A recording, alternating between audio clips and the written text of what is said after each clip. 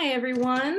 I'm just double checking everything's set up, and I'm now going to start by welcoming everybody, hope you can hear me, to AIRIE Asks. My name is Jane Thayer. I am the program manager of Artists in Residence in the Everglades, and AIRIE works in partnership with Everglades National Park to empower artists to think creatively and critically about their relationship to the environment. Today, like I mentioned, this is AIRIE Asks. We have Kory Reeder here with us. And Kory, feel free to join me on the screen. We also have Thom Wheeler Castillo, both going to be in conversation about their work. Kory was our June resident in Everglades National Park, and Thom was a 2016 AIRIE Fellow. I do want to start this talk today by acknowledging that AIRIE works on the homeland of Indigenous nations, such as the former Tequesta and Calusa, and the current Miccosukee tribe of Indians of Florida, and the Seminole tribe of Florida. Additionally, this area is home to generations of people belonging to the African diaspora and others who have migrated here. We honor and respect the contributions these communities, past, present, and future, have made to Miami, and acknowledge that our shared experience in Miami would not be possible without the contributions of these communities. I'd also like to quickly describe myself for those who may be experiencing this conversation with visual impairments. I am a white woman with brown curly hair, big smile, and I'm wearing a black and white striped top. Kory Reeder is a white man with blonde hair, and he's wearing a gray button-up shirt. Thom Wheeler Castillo is a white man with dark hair. He's got scruff on his face, and he is wearing a black shirt. Finally, I'd like to extend a thank you to AIRIE's donors. They include the Knight Foundation, the Andy Warhol Foundation for the Visual Arts, the George M. Perez Family Foundation at the Miami Foundation, Miami-Dade County Department of Cultural Affairs, the Wegge Foundation, among others, including our wonderful board of directors. There is live transcription available. You can click that down below. We'll have a brief Q&A at the end of the conversation, and I will also be sending out a brief audience survey. Your feedback is helpful, so please stick around to the end. And here we go, on to the main event. Today, you will hear from composer and AIRIE Fellow Kory Reeder, who was in residency in Everglades National Park in June. Kory Reeder's music is meditative and atmospheric. It investigates ideas of objectivity, place, immediacy, quiet, and stasis, and draws inspiration from the techniques that are found in visual arts. His music has been performed, recognized, and awarded internationally. Kory is currently pursuing a PhD in composition at the University of North Texas. In conversation with Kory is Thom Wheeler Castillo, as I mentioned, a 2016 AIRIE Fellow. Thom lives and works in Miami, Florida, with an interest in landscape, environmentalism, ecosystems, his interdisciplinary approach combines art history, earth science, and anthropology. He also produces work through experimentation and partnership and is one half of the duo Archival Feedback, along with Emily Milgram. Kory and Thom are going to talk about what it's like to participate in the artistic residency at the Everglades National Park. They'll talk about process and practice, and of course, sound, both natural and man-made. Kory and Thom, I'm going to hand it over to you. Thank you, everyone who's watching. Thank you both for being here, and I'm excited for your conversation. Thanks, Jane. I think Kory, yeah, there you go. You're unmuted. Well, hello. How are you? Good. How are you? I am doing really well right now. It was nice to meet you the other day and we practice in a way, getting to know each other and hearing each other out about our experiences out in the Everglades. So one thing I noticed is that it's still, I've had 5 years to process it. You've just begun that reflection on that time that you spent, right? Because June was not that long ago. The end of June was not that long ago. why were you interested in the residency in the first place?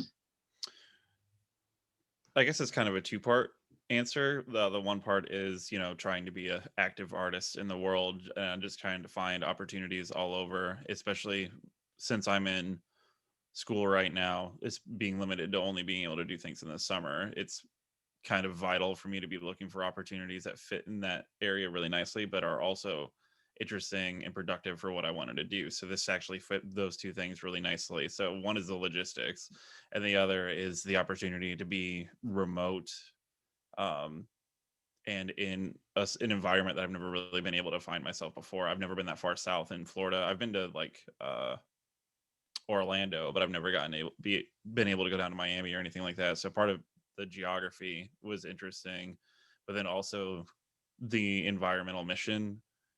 When I actually applied in early 2019, and I was supposed to be there in 2020. COVID happened, so now I came this year. Um, so it was kind of interesting, and it's kind of even hard to remember exactly what my application included after so long. But the thorough thread through all that had to do with what I was interested in with how like humans interact with nature, and that's exactly what this residency is about and what it's for. So it fit a lot of my interests, my personal needs, and my interests all at the same time. Um, Yeah, we were totally different people in 2019 versus who we are now. Absolutely. I can Yeah. only imagine what that's like. So tell me a little bit about your experience. That's another thing we had in common was our experience of recording, and the impact of people in the park, and wanting in the perfect field recording. Sometimes it's without people, Hmm. and I found my experience to, both Emily and I's challenge. That was one of our challenges was recording without the interference of technology, like a plane flying overhead, which you can be heard for hours, even if they're not even remotely near you, Hmm. in a recording device, or just sort of like the impact of people are using the national park. When I went, it was February. It's one of the most popular months. So I had to adjust and start working at night, Hmm. and exploring the park from what I originally thought how I was going to do it. So, um, why don't you hit up on that experience, and also what motivated you to address some of those issues early on in your process?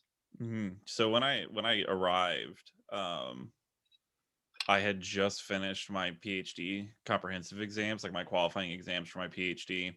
So it was actually kind of out of my mind a little bit. So it took a couple of days to kind of settle in and figure out what it means to be a human being in a not intensely academic environment, just for like a second. And I don't know why I didn't realize this leading up to it, but it wasn't until I actually got there that I realized just how big the Everglades are. Like, it's huge. I think it's 1.6 million acres. And that's all fun and games until you actually realize how far you have to go to get from A to B, and like how like dense and how far you really got to go to get to what you want to do. And that was kind of the first thing, was just blindly exploring to try to, one, get my bearings of my artistic creativity, but then get my actual geographic bearings in the space itself.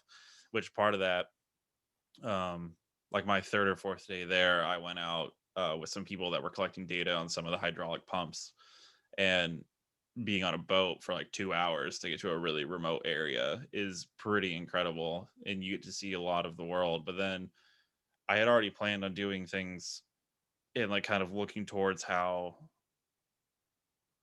like acoustic ecology, how humans interact with their environment sonically. And I remember being out at Camp Lonesome, which is really remote. I mean, it's in the name. And an airplane, you could still kind of hear it when the air was still enough. So it's like you can get as far away as you want, but you're never quite as alone as you might think you are, especially within the continental environment. Um, so those couple of things were the first real points of trajectory where I started to get a grasp of what was going on. You mentioned you were you were there in February, correct? Hmm. So being there in June in the lower tourist season. It was actually like there was a lot less people than I'm sure were there when you were there in February. Um, but that stuff still happens. You can be there in the low season and you still interact with people. Even though there could be a couple days where I wouldn't see anybody, especially if I went somewhere particularly remote. And if I went early enough, I might not see anybody for days, but I could still hear people. You can still hear traffic. You can still hear roads depending on the wind and that sort of stuff. So I don't know. It's an interesting kind of back and forth. Yeah, the eternal car sound in your recording. Hmm. But that was Um, also what I was interested in artistically. So that worked as that wasn't a hindrance as much as it was like, oh, this is exactly what I'm talking about. Like, bearing witness to what we're dealing with in that sort of way. um, I heard that when you had an opportunity to do some like a lecture of your work, you decided to actually address some of your experience in the park. Can you expand a little bit further on that? And Yeah. So maybe there's, remember the 3-second pitch. yeah. Yeah, It's a lot longer than 3 seconds, I guess, but I guess we have time today. we do. So initially, I was interested in just doing field recordings, recording the environment, that sort of thing. And in the several months leading up to this project, I was doing research. I actually I wrote a couple pieces that were kind of like proof of concept pieces for what I wanted to do here. Um, so through reading more and more, you start thinking about what does this word mean, acoustic ecology, like how does the human environment interact with a sonic space, which when you start kind of going down that rabbit hole, you start realizing how like deeply entrenched we are with our acoustic environment and how that reflects on the natural world and our own world, like as humans and then as animals, etc. Some of the more interesting things that I read that kind of really started getting my mind spinning about this, it's like how the human hearing frequency is between 20 and 20,000 hertz, and our most sensitive hearing range is between like 2-ish to 5,000 hertz, which is also the exact same area where bird song is. It's where a lot of like bird chirping occurs. And also bird chirping and bird song is a great indication of hospitability. It's a good, if you can hear a lot of birds, it's probably a good environment for humans to live as well. So uh like ancient man is in tune with our environment to find places where we can thrive by the signals that we hear in the natural world. So this is stuff that's been ingrained in us for millennia, and we evolved together in a sonic space. What we're starting to see now, especially with industrialization and mechanization, that's a similar frequency range to what a lot of like airplane engines sound like. Cars on a highway can fit into that range really, really well, which actually causes birds to leave because they can't talk to each other. They can't hear each other anymore. So as our man-made environment encroaches on the natural environment is starting to be impacted and starting to leave. We see this in several different areas of several areas of natural life too. Like whales were never known to be able to get the bends, like when divers like surface too quickly, they can get the Yeah. bends, and it was thought that whales didn't have that problem until about the time sonar started being really common in marine shipping, and then we started seeing whales get away from them and become abandoned and start to surface faster, and then we learned that whales actually can get the bends from this sort of thing, and it's completely because of this other thing going on. So there's this really really deep connection that we experience that it's definitely not as sexy as like you know well sexy as like carbon pollution and like litter and things like that, but it has just as deep of an impact, and you might not be able to see it, but it's certainly felt far and wide. So when I'm sitting in the middle of nowhere in the Everglades listening to birds chirping in my headphones and suddenly I can hear a plane above me 5 miles, it kind of starts getting you to think about what is around you and what's kind of impacting you and impacting the spaces around you. It's weird, but I think it's humbling in a way, and it's kind of scary in a way, but Well, Uh, I mean, I think I live in a city. I live in a neighborhood that's actually part bird sanctuary. cool. So Yeah. you know, this is one of the characteristics of living in South Florida, is that I'm around two very busy streets, but I also see ibises and cardinals and hawks, Mhm, and if you're looking, you can find more. mhm, Um, but I also know the effects of those urban sounds on my own mental health. I have to constantly wear earplugs, um, just to sort of get a little bit of peace and rest from what I consider this hostile noise that's I'm constantly surrounded by as someone who lives in the city.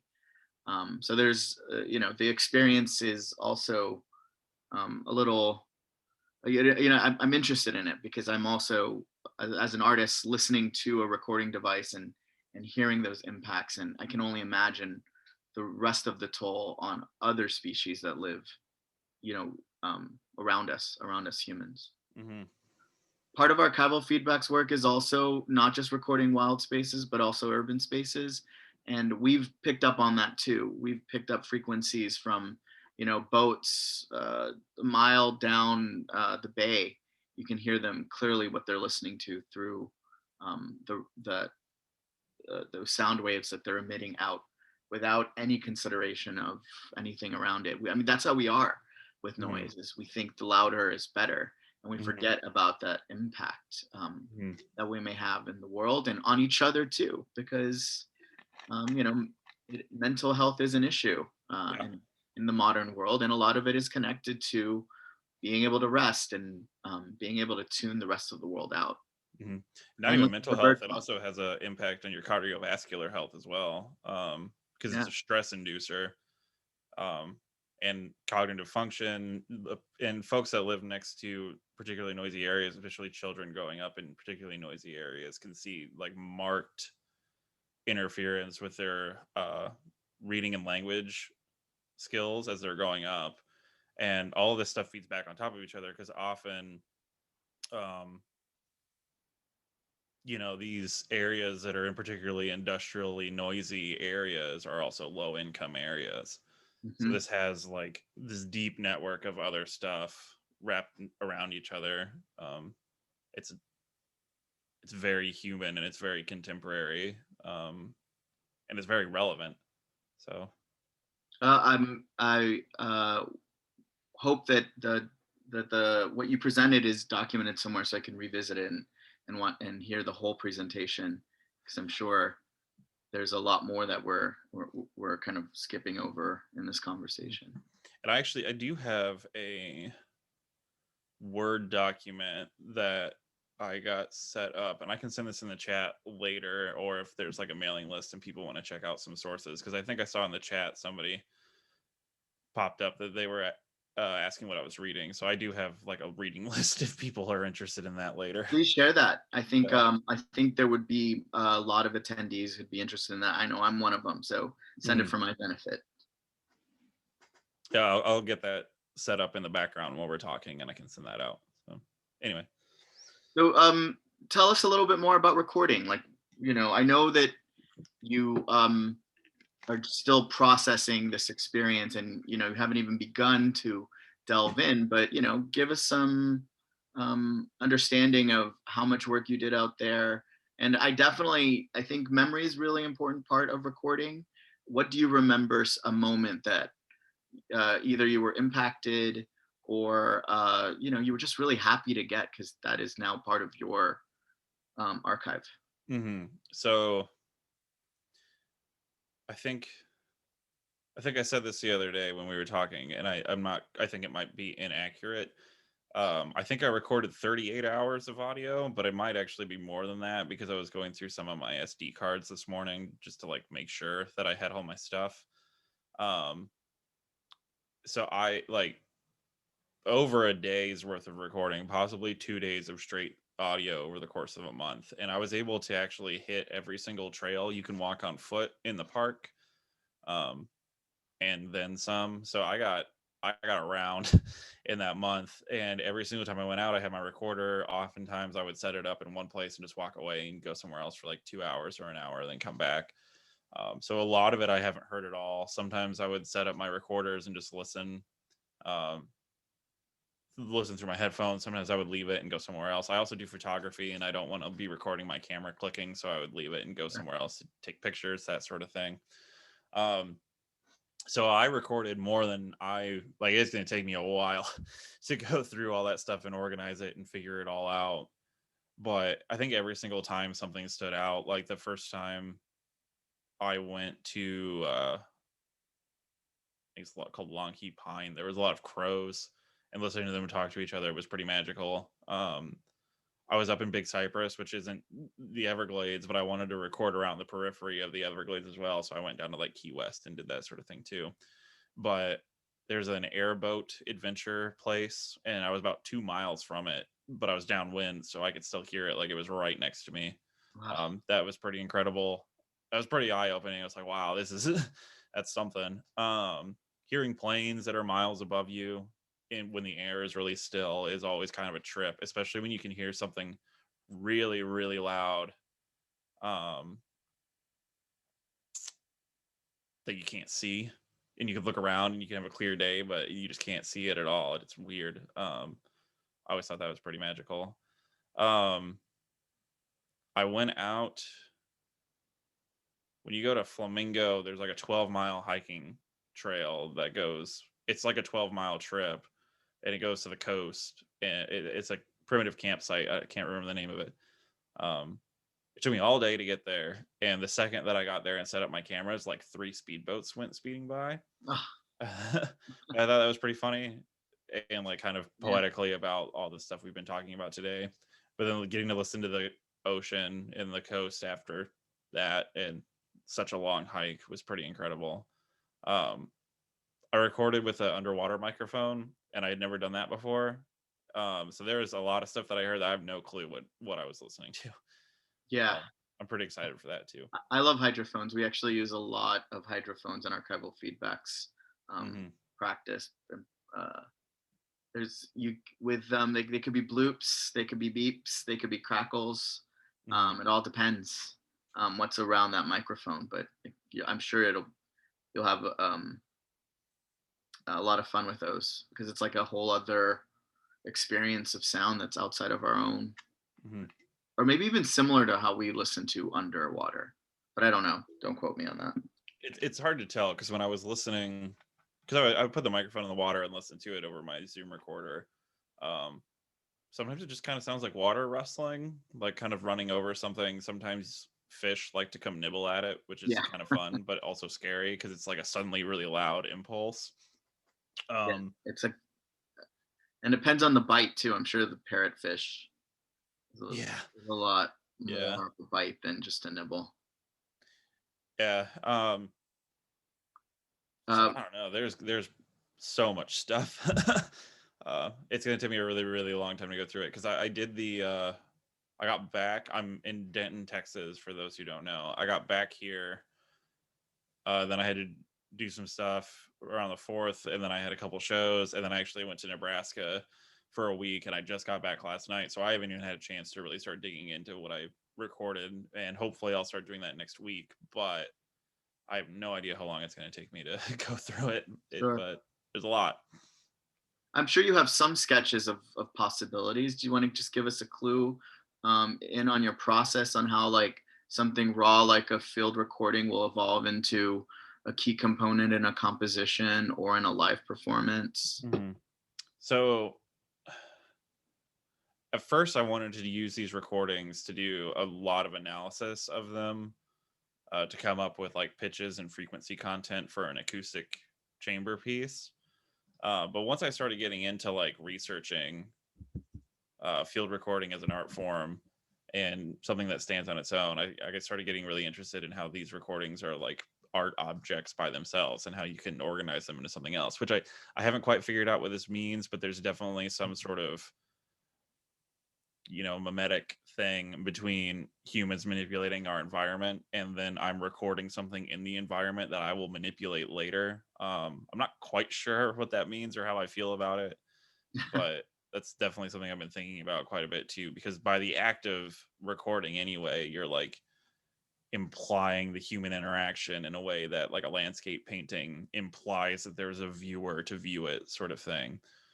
um, but one thing that I really enjoy doing, even when I'm not using field recordings, I like doing electronic stuff around my apartment. Like I'll record, pots and pans and do that kind of thing and play with them and manipulate that sound in my computer.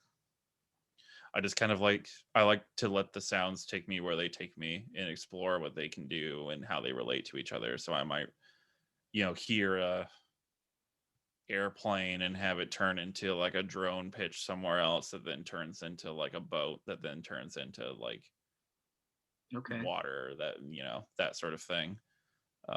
I like finding how these things linked together sonically and how they can build like a new space that doesn't actually exist, but it's a combination of several. It's like an impression of many things all at once, because it's hard to take in this whole month-long experience and this month-long of hearing new sounds and new spaces and then like condense it into what initially I wanted to do like a 20-minute chamber piece for acoustic instruments for like a concert hall, but now I'm leaning more towards something that'll be like 2 hours long, with a lot more field recording.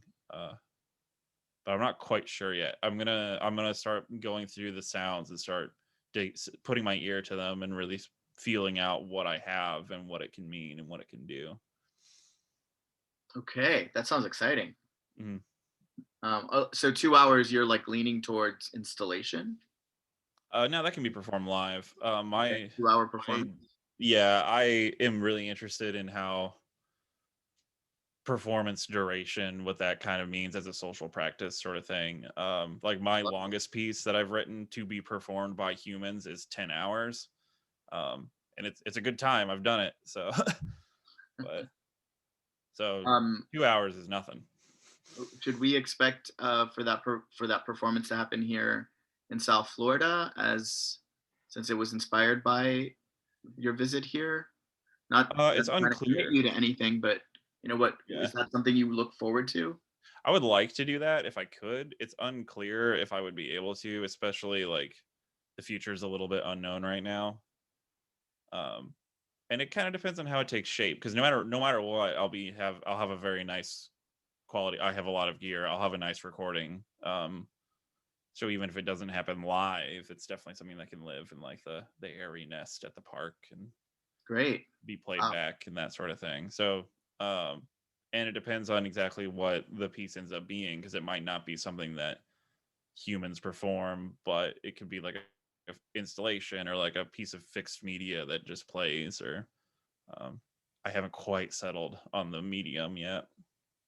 Well, one of the first descriptive terms that spoke out to me about you was the use of the word meditative. Uh, Yeah, I don't know how I feel about that in my bio, but yeah. uh, but a 2 hour performance, and you do enter into a relationship with listening, Hmm. and that becomes reflective. You go through, as a someone who's experienced performances like that. You do. There's something about it. There's uh, the human experience of those type of spaces is rich too. Hmm. Um, so I look forward to it, even if it's not live. Although Yeah, that there's definitely something about different amounts of time feel differently, you know. I like exploring what that is. so we covered your favorite. Have you really told us your favorite sonic moment? Oh yeah, because I told you the other day. Yeah. I was I don't think it was in Big Cypress. I'm pretty sure it was. It was like halfway through my residency. I was on a elevated walking path, is the word I will use, above kind of like the water. And I went into a clearing where there was a bench where you could sit, and I was surrounded by birds. I think there was like six of them. They were quite large, and I still need to look up exactly what it was. But there are these birds that kind of make a pig grunting sound. If anybody in the chat knows what they are, I would love to know. Um, and it was amazing. I set up a 3D microphone in the center of this like sitting area, this like porch, I guess is what I would call it. And I just sat there and listened to them, and they were just communicating back and forth. Like you could like making their noises to each other and like engaging in this dialogue around each other for like 2 hours. It was incredible. It was really, really, really beautiful. And at the same time, like fish were eating stuff around me. It was, I was there in June, so it's the rainy season, so you could hear a thunderstorm kind of rolling by in the distance. It like sprinkled a little bit while I was there too. It was this such a rich sonic space, and it was kind of by a road, so every once in a while you'd hear a car going by. It had like everything that we've talked about all at the same time. Um, and like just really listening into that was just so active. It was incredible. That's something that's going to stick with me forever. I recorded some of that on my cell phone to send to people like right there. Wow, I'd love to hear that. But that's definitely going to get in there. So, what other benefits do you think you had because of the residency? You were busy. Mm-hmm. You did, and you said you did work with some scientists who were doing some testing. They took you out more than once, or just once? Just once for that, and then I went out with the skunk apes to look for pythons. Those were my two kind of adventures into the wilderness with people. Both of those were great. Everybody that I talked to in the Everglades were fantastic and lovely, incredibly helpful. Which most of my interaction was with like park rangers and people that were working there because the amount of tourists that were there was quite low. And usually when I had my like microphone set up, people didn't want to talk because they thought I was recording something. I'm like, we can talk about this if you want to. Like, I'm here to like talk about this stuff. Um, sorry, I think I just lost the plot of your question. Just what else you learned? Oh yeah. Getting to when I gave my presentation, like my public talk, there was a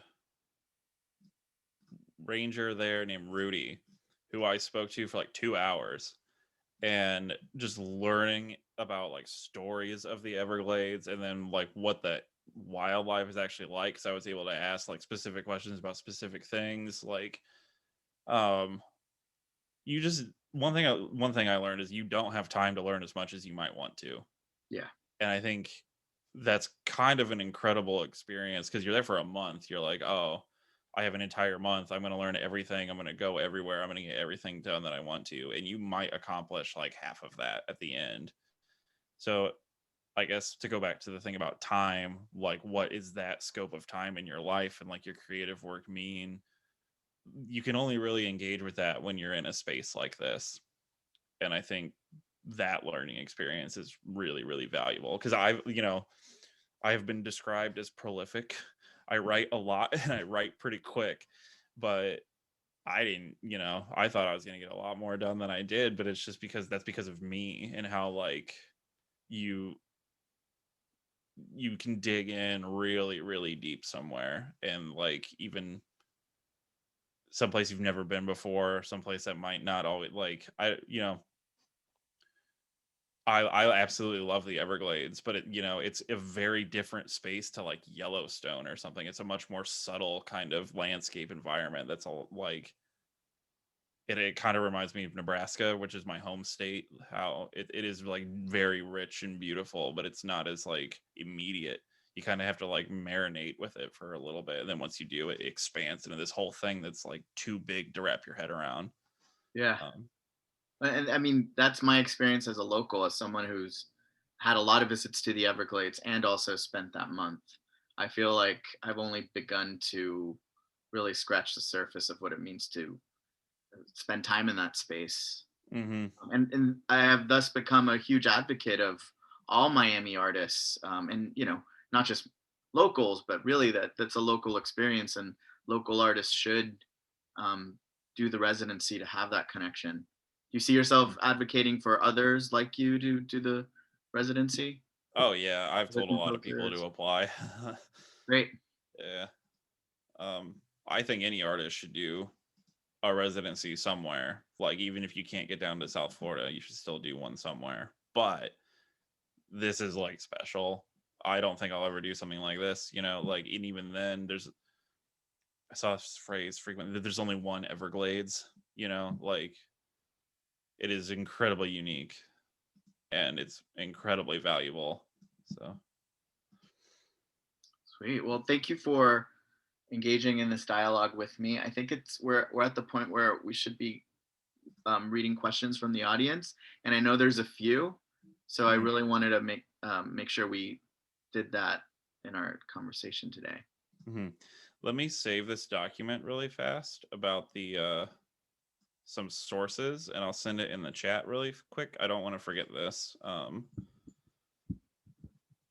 I'm looking at the chat now, so they, more descriptions of this bird that you heard that grunts like a pig. You said. Kind of, it sounded like one. Uh, if I'm remembering correctly, they were quite large with like long legs. They weren't quite cranes. I like in Nebraska we have cranes, so like I recognize that. But uh, I'm convinced it was turkey buzzards. Did they even care that you were around them? no, not at all. They didn't move. I, Yeah. that's my experience of that bird. Most other birds, are doing their thing, but they almost they almost take up more space than you. Yeah. And they're playful. I've I've heard of other artists have experience with the birds, and they've been inspired to propose projects because of that personality characteristic of the bird. Mm-hmm. But I could be wrong. I'm not a bird specialist, so Looks like all right. There's a lot of actual questions. we might get down to what this bird situation is too. So, Kory, whom, Yeah. what were you reading in your research? That was very specific. I know you gave us the list, but maybe there's like one particular, text or uh, writer that uh, really helped you navigate your time there. So let me think.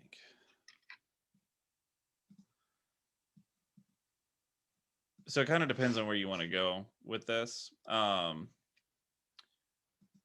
There's just kind of basic information about noise pollution, that sort of thing. There's a really excellent article from the New Yorker called "Is Noise Pollution the Next Big Public Health Crisis" by David Owen. Um, and that's open. You can find it wherever. And that I mean, it's like a popular news article sort of thing.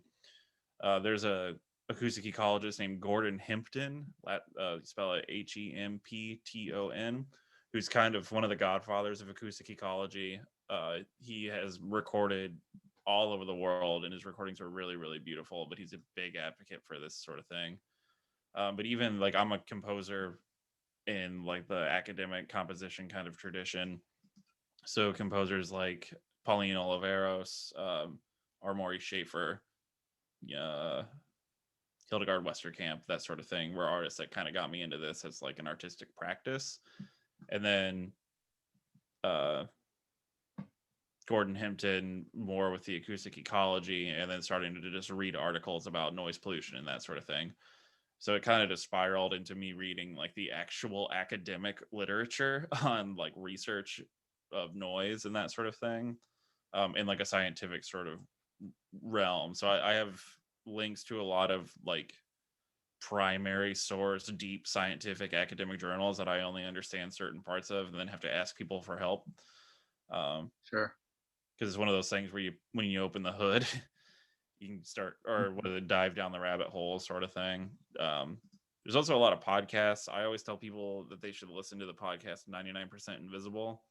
They have a couple episodes called Sound and Health, that are really nice. And then a podcast called 20,000 Hertz has a couple episodes about this too. One is called Bird Big fan. Song. Big Uh, fan.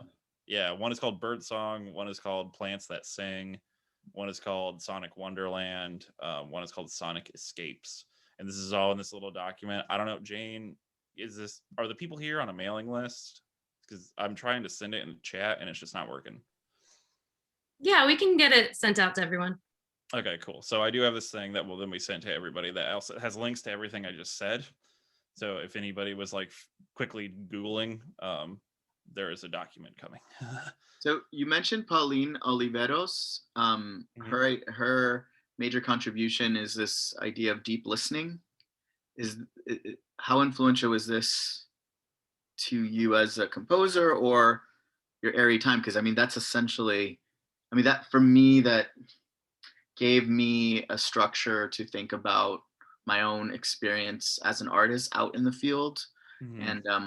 and what we were trying to achieve and what was guiding us. And this is part of archival feedbacks practice, not just in the Everglades, but in all the spaces around South Florida, and becoming really aware of our impact through our ears. So I found she's incredibly important to us as artists.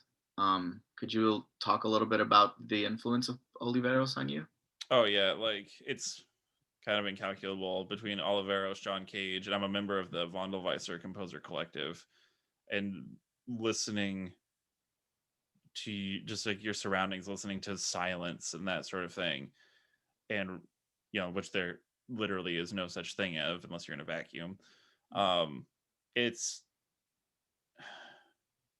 I don't even know where I would start with that because that's kind of like where I got started getting interested in music as an art form anyway. Is like, what does it mean to listen? What does it mean to really hear? Like, do you hear versus listening? Like, what does that kind of mean? How do you listen to yourself as like a person? How do you listen to the world around you? Like, and how does that engage artistically? Like, what can you tell others? What can you learn about yourself? Like, not to get like super metaphysical about it, but what does it tell you about your own consciousness and your own, like, existentially, what does it mean to be somewhere? um and I think all of these things are kind of reflected. It's not just about listening, but that was kind of my trajectory into it. Like, what does it mean to really hear? What does it mean to see? And like to really feel something. So all of these things at the same time, like I started getting into this stuff kind of in high school, with Wikipedia, thank you. uh Yeah, so it's like, World Encyclopedia. yeah, it's been such a deep part of my life that it's like inseparable from my art, which I guess is kind of why I said that my music is meditative. Because I kind of experience the listening practice in that sort of way, active listening as an art form too. Yeah. We do have a message from Houston, our Cypress, reminding us that Big Cypress is the Western Everglades and is a part of the Greater Everglades that starts south of Orlando and goes to Florida Bay. So even Mhm. though there is a boundary that says it's separate, holistically, it's the same landscape. Mhm. Thank you, Houston. Humans have lived in the Everglades for centuries and continue to live in its environments. I'm wondering if either of you discovered any connections or interactions between nearby communities and the park.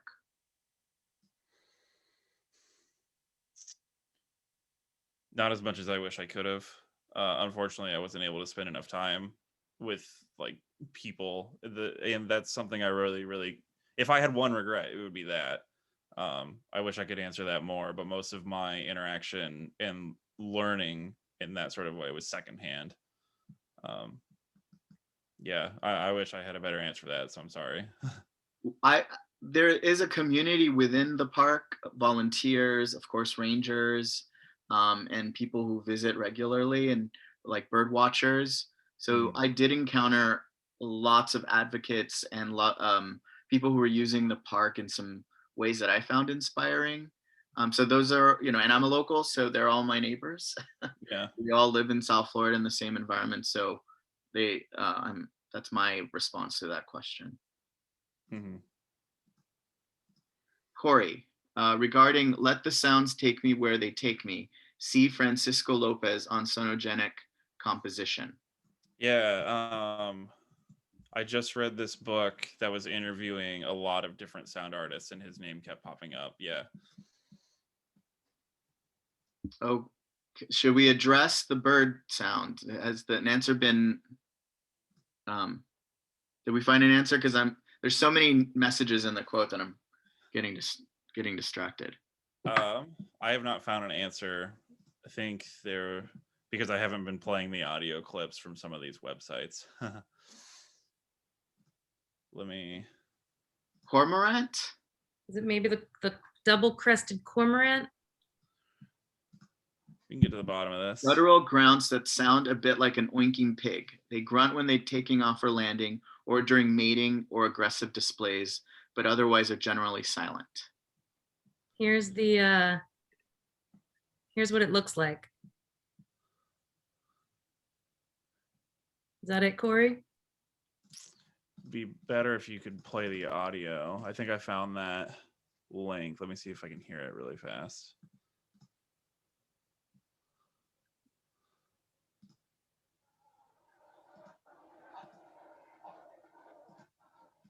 That sounds close. So on this, it said there's a breeding colony sound. Oh, wait, yeah, that's it. That's it. Yay, mystery Oh. solved. Thanks. I think that was Sarah Curry. Thank you. Great. I've been looking at the questions, so there's a few that are interesting, and one that came through the Q&A, which is, do you feel the impact of audio recording experience of nature? Do you feel that impact of audio recording experiences of nature differs from visual art experiences of nature? And if so, how?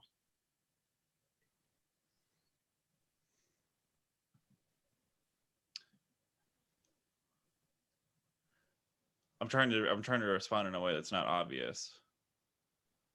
So there's something really interesting. If anybody has like recording equipment, like if you can monitor on your phone, like listen to what your phone is recording or something, or if you have like a little handheld recorder and you have headphones, it's really interesting to turn it up really, really loud so it becomes much more sensitive than your ears.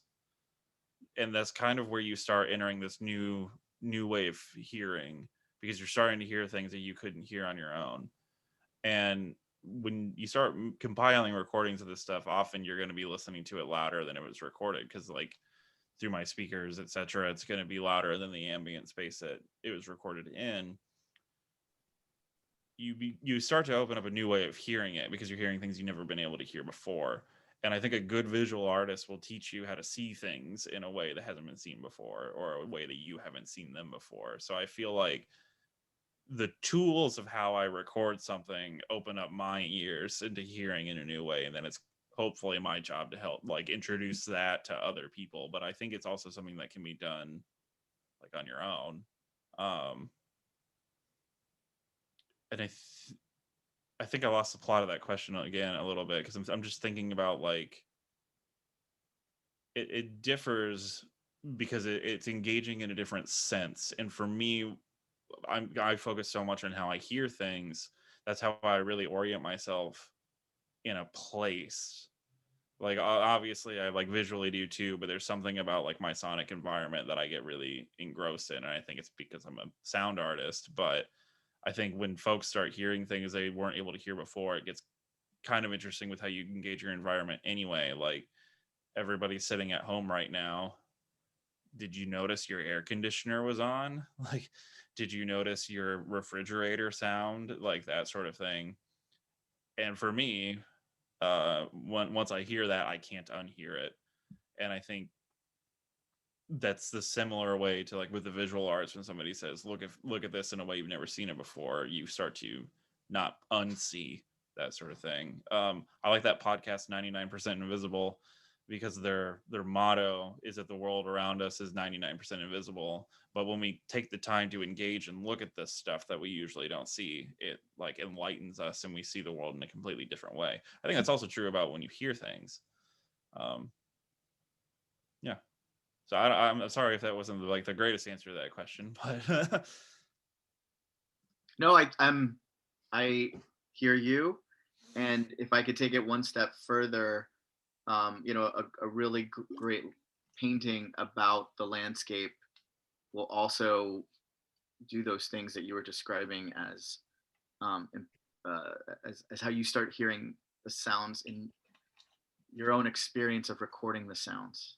Um, and that perspective is always centered, no matter how abstract it becomes or how you try to erase yourself. That perspective is embedded deeply in the media and in the artwork, because it does take the human experience to reflect that in the first place. That's the history of the landscape, right? um, Someone is asking, any other questions, Jane, that you want us to cover? Yeah, there was one, let's see, and this will probably be the Very last. active What? panel. What'd Very you? active chat. Yeah, I'm loving it. The Oh, we have here's one. one. Where besides internet platforms do you recommend sound pieces can live? They live all around you. Um, Internet platforms. So if you're talking about how do we disseminate this art to an audience, um, depends. Incredibly long things work very well online because you're not limited to duration. Like even a CD, like you can compress it down to an MP3, but you're only going to get like a certain amount of time out of that. And the higher quality you want, you get less time. So if we're talking about like CD quality audio, you're usually around 75 minutes. With a really nice cassette tape, which, you know, I do think cassette tapes have a very nice sound. You get a little bit longer, but it depends on the manufacturer, depends on the audio quality, that sort of thing. Vinyl records, you might only get like 40 minutes to a side if you're lucky. It just kind of depends. But I think the great thing about the internet is that it makes this stuff very easy to find and accessible if you just take the time to dig. Like Bandcamp is incredible because there's so much of this stuff that anybody can upload and share with each other. Um, it's kind of like the premium space for it. But if you're also talking about like how you can engage with this stuff in like a live, like what does a performance of this music means, I think it's just like different in kind. So my last field recording piece, which was about 2 hours, um, I wrote it with the full intention to be listened to on headphones. One thing about that, the piece is called self portrait as a meditation on someone else, and I think that there's something really intimate about recording environments where like you don't necessarily live. So I went around like the Dallas Fort Worth area doing field recordings around neighborhoods and that sort of thing to compile into this other piece. And I was like, okay, this is a very intimate, empathetic, artistic engagement with how I'm making something. So what does that mean when you listen to something? So the more and more I thought about it, there's no more intimate space than in your headphones. Like you're placing me right here, you know, like that is a very close engagement. And so there's like several layers of that. And I think that's really poetic and beautiful. Um, so And I sensual. sorry. And sensual. And it's sensual. It has all that sort of stuff into it. So I honestly think like the digital space in your headphones, it's very contemporary and modern, but it's also deeply personal. And it can be if you engage with it that way. On the one hand, like maybe Facebook isn't the greatest thing for us really connecting to each other, but I think stuff like this can be.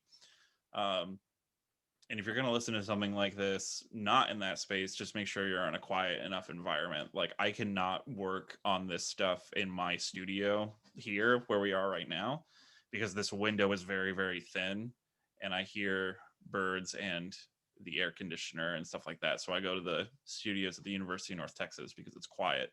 And if I wanted to listen to something on like a full system, I would want a place that has like very low ambient noise, which is challenging for a lot of folks. That can be very cost prohibitive, but you know, streaming things for free on the internet, I think that's a-okay with me. Agreed. I'm a huge advocate for Bandcamp and SoundCloud, and Mhm. that's how we distribute a lot of what we do. Anything that we are, encouraged to present, or any support that we've had for any project, it lives on. It's really important for us to provide it as a resource for our audience and for those who may encounter it, because it's probably the most direct way we feel we're engaging an audience is when people take the time to listen deeply with headphones to our work that we've put out in the world. And someone mentioned the Cities in Memory project. Archival Feedback did participate in that. So if you follow the link and search for us, you'll be able to hear what we did, which was actually take recordings of, we went to Museum Park and recorded through a hydrophone that very urban area, which includes cruise ships and lots of boating, but it's also an active coral reef. Yeah. So there's again that Florida experience of the duality of wild nature and the urban space cohabitating, or within distance with very close proximity to each other. So that's cool. Thanks for someone bringing that up. Somebody asked, do you change pitches into the human hearing range? I probably will. That's another thing I was talking about, where I'm not sure how much my fingers getting into manipulating the sounds. What does that mean about humans interacting with nature in an ugly way? I haven't quite figured that out, but I did have full intention of doing that. So we'll see. That's a good question. I like that question because it gets to like that core of the artistic practice of like, what do you humans in our sonic environment mean? And when is it okay to manipulate and when is it not? That's a good question. So I just wanted to get that out there. Thank you, George. Anything else? Any final parting words, Kory and Thom? I'm gonna, in just a moment, we're at about time. So I'm gonna ask everyone, I'm gonna put out a poll to everyone, just a feedback about the event. But Kory, Thom, if you have anything else you'd like to say in parting, feel free. Jane, real quick, I did just send you that article. I don't know if the little resources, I don't know if you saw that. I sent it to your email. Super. Maybe I can even put it in the chat right now. Let me see. It's just a Word document. Most of this stuff should all be free to access, I hope. But if anybody's interested in this stuff or wants to talk more, you can also send me an email. My parents decided to spell my name in a way that makes it very easy to find me, which I'm humbled by, trying to be an artist. So I'm easy to get a hold of. If anybody wants more or wants to chat more, write me an email. And I also encourage everybody to think about this stuff more, especially go for a walk and listen, think about what you hear. There's a lot more to find when you like take the time to let your ears open up. Also, the National Park Service does have a thing. What is it called? Night Sky. Yeah, there's a Night Sky, Dark Sky Week and Night Sky International. I follow them on Instagram. I just found the National Park Service has a division. It's called Natural Sounds and Night Skies Division, which you can find here, that has some really lovely introductions to some of this stuff too. And I don't remember if that was in the document that I sent, but this is a nice little resource, and it's wrap it back around too. Yeah, I think you're gonna have to change the permissions on the document, Kory, to allow anyone with the link. Okay. I think ending the conversation with a deep listening exercise like Kory just suggested, walking and listening and making note, is a wonderful way to end this conversation. So with that, everyone has a homework assignment. Yeah. I can send the chat and the links in the chat, as well as Kory's document, to everyone in an email to follow up. I think that'll be great. I'm gonna launch this poll right now.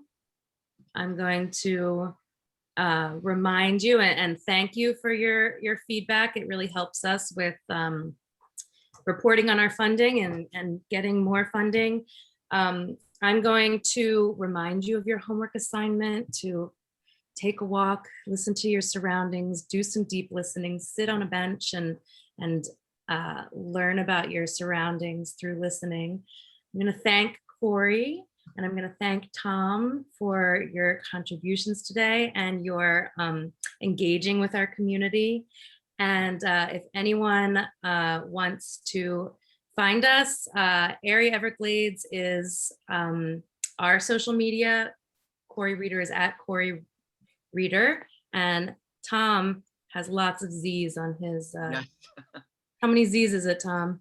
10, but by the time you get the third one in, I pop. Oh, so yeah, I'll put it all in the chat while you're filling out your surveys. And again, thank you, everyone. Thank you, thank you. Yeah, this was fun. Thanks for the invite. Thank you, everybody. I appreciate it. It's been good. Also, I sent that link again, so hopefully that'll work. If it doesn't work, send me an email.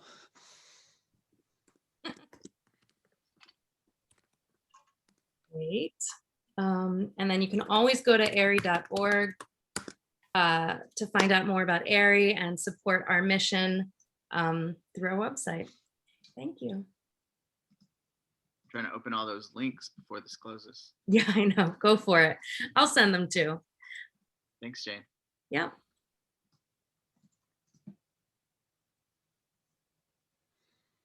All right.